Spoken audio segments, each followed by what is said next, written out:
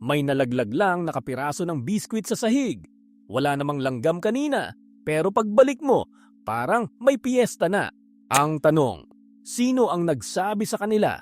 Kasi kadalasan, iisa lang naman ang unang nakahanap nung pagkain. Ganito kasi yan.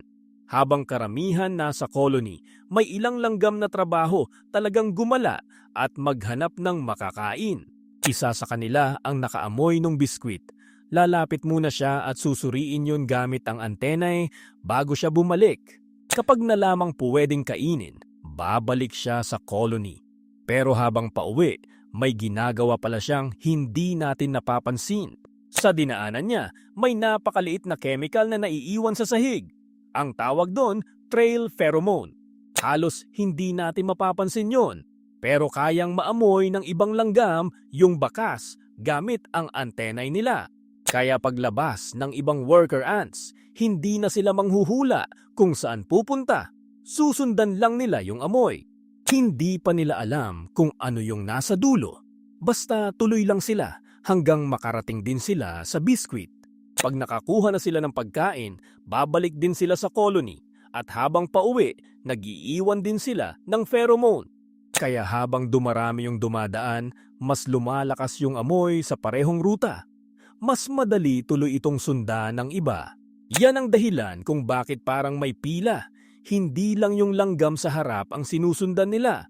Mas importante yung amoy sa sahig. At dito mo makikita kung gaano kaayos yung sistema nila. May papunta sa pagkain, may pabalik, pero iisa lang yung rutang gamit.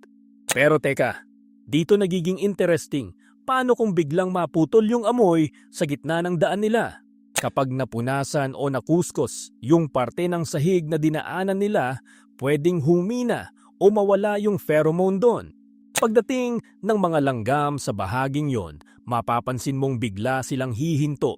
Wala na kasi yung amoy na sinusundan nila. Kaya may iikot, may babalik at may lilihis ng konti. Hindi sila tuluyang naligaw.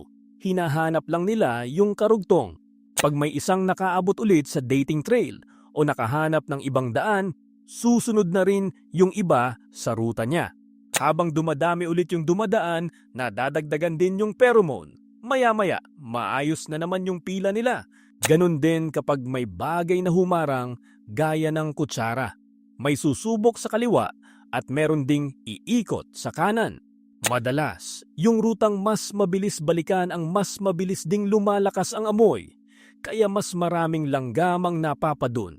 Ang galing lang kasi walang boss na nagsasabing dito tayo. Bawat isa, sinusundan lang kung saan mas malinaw yung amoy. Pero pag naubos na yung biskwit, wala nang bagong pheromone na nadadagdag. Kaya unti-unti ring humihina yung trail. Yung mukhang simpleng pila, buong sistema pala. Nagsimula lang lahat sa isang langgam na nakahanap ng pagkain. Kung trip mo yung mga kwentong ganito, follow mo lang ang Johan Explains. Marami pa tayong susunod na kwento.